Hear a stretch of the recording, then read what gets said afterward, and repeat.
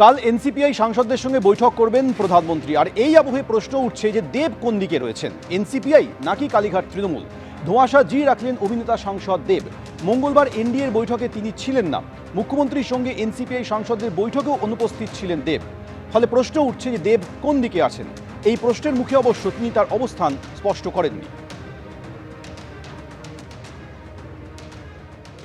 এনসিপিআই সাংসদদের সঙ্গে আপনি এনডিএর বৈঠকে ছিলেন না, আপনিও কি এনডিএর থেকে দূরত্ব রাখছেন? অনেকে আপনাদের কয়েকজন যেমন বলছে যে এনসিপিআইতে আছে, এনডিএতে নেই, আপনারও কি অবস্থান তাই? কি অবস্থান রাখছেন? আপনি কি এনডিএর সঙ্গে থাকবেন না, শুধু এনসিপিআইতে? Thank you. কাল এনসিপিআই সাংসদদের সঙ্গে বৈঠক প্রধানমন্ত্রী নরেন্দ্র মোদী। লোক কল্যাণ মার্গে সকালে প্রাতরাশ করবেন তাদের সঙ্গে তিনি।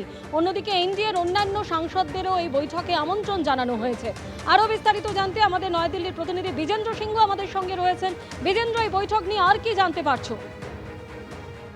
দেখো, যখন সংসদ চলে তখন প্রধানমন্ত্রী এক একটা গ্রুপের সাংসদদের সঙ্গে মিটিং করেন। গতকাল যেখানে প্রায় 30 জন থেকে বেশি রাজ্যসভাতে যারা নতুন জয়ী হয়েছেন এনডিএ সাংসদরা, তাদের সঙ্গে তিনি দেখা করেছিলেন। যেখানে পশ্চিমবঙ্গ থেকে সুখেন্দু শেখর রায়, প্রকাশ সিং বারাইক এবং সুস্মিতা দেব ছিলেন, রাহুল সিনহা ছিলেন, যারা নতুন সাংসদ হয়েছেন, তাদের সঙ্গে মিটিং করেছেন, ব্রেকফাস্ট মিটিং গতকাল।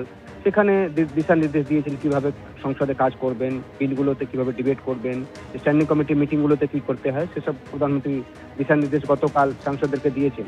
আগামীকাল 8:30টার সময় প্রধানমন্ত্রী বাসভবনে আরও একটা ব্রেকফাস্ট মিটিং ডাকা হয়েছে, যেখানে এনসিপিএ সাংসদদেরকে ডাকা হয়েছে। সঙ্গে শিবসেনা থেকে যখন যারা 6 জন এখন এসছেন বিজেপিতে, তাদেরকেও ডাকা হয়েছে এবং এরা থাকবেন আগামীকাল ব্রেকফাস্ট মিটিংয়ে, যেখানে প্রধানমন্ত্রী দপ্তর থেকে তাদেরকে আমন্ত্রণ জানানো হয়েছে ব্রেকফাস্ট মিটিংয়ে যাওয়ার জন্য। এবং মিটিংয়ে সম্পর্কে বলতে গিয়ে শতাব্দী রায় কিছুক্ষণ আগে জানিয়েছেন কি তাদেরকে ডাকা হয়েছে, সেখানে তারা যাবেন এবং কি দিশা নির্দেশ প্রধানমন্ত্রী যান সেটা দেখতে হবে। তবে সব সাংসদকে সেখানে থাকবেন সেটা নিয়ে কিছুটা সমস্যা হবে, কেন কি 20 জন সাংসদ এই মুহূর্তে এনসিপি দিল্লিতে নেই। শতাব্দী রায় জানিয়েছেন কি অনেকেই বাইরে রয়েছেন, তারা হয়তো আসতে পারবেন না, কিন্তু যারা যারা সংসদে রয়েছেন এই মুহূর্তে তারা সবাই যাবেন। সেকেন্ড কোয়েশ্চেন উঠছে কি এই 3 জন যারা মুর্শিদাবাদের বিদ্রোহী সাংসদ যারা এনডিএ মিটিংয়ে যাচ্ছেন না, তারা বলছেন বিজেপির সঙ্গে তারা থাকবেন না, তারা কি আগামীকালের মিটিংয়ে যাবেন? এটা যখন আবু তাহেরকে আমি জিজ্ঞেস করেছিলাম, তিনি জানিয়েছেন কি কালকের কথা কালকেও বলবো, আজকে আর কিছু এটা নিয়ে বলবো না। কিন্তু শতাব্দী রায় জানিয়েছেন যে তারা যেহেতু কলকাতায় যাচ্ছেন, কালকে মুখ্যমন্ত্রীর সঙ্গে তাদের একটা মিটিং রয়েছে 3টের সময়, তাই তারা এই মিটিংয়ে যোগ দেবেন না। এটা শতাব্দী রায়ের তরফ থেকে জানানো হয়েছে। 8:30টার পর তাদেরকে বলা হয়েছে প্রধানমন্ত্রী বাসভবন লোক কল্যাণ মার্গে পৌঁছতে, এবং ব্রেকফাস্ট মিটিং এর পর জানা যাবে কি দিশা নির্দেশ দিবেন প্রধানমন্ত্রী এই এনসিপিআই সাংসদদের। বিজেন্দ্র, তুমি আমাদের সঙ্গে থাকো। আমাদের এমপিদের বলেছে এটুকু জানি, আর আমাদের মানে যখন প্রাইম মিনিস্টার অফিস থেকে ফোন এসেছিল তখন এটাই বলেছিল যে এনডিএ এমপিদের সঙ্গে মিটিং, সুতরাং সেটাই হবে, এটুকুই জানি। এনসিপিআই সবাই যাবে দিদি মিটিং এ আছেন দিল্লিতে? সবাই তো নেই, কালকে আবার সিএম এর সঙ্গেও মিটিং আছে ওদের, আবু তাহের এদের সিএম এর সঙ্গেও মিটিং আছে, তার জন্য ওরা চলে যাবে।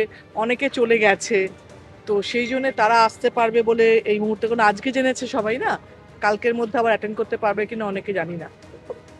কালকের কথা কালকে বলবো, কালকের প্রধানমন্ত্রীর সঙ্গে সাক্ষাতের কথা কালকের কথা কালকে বলবো, আপনারা জানতে পারবেন। কালকের কথা কালকে হবে, আজকের কথা। এবিপি আনন্দ, এগিয়ে থাকে, এগিয়ে রাখে।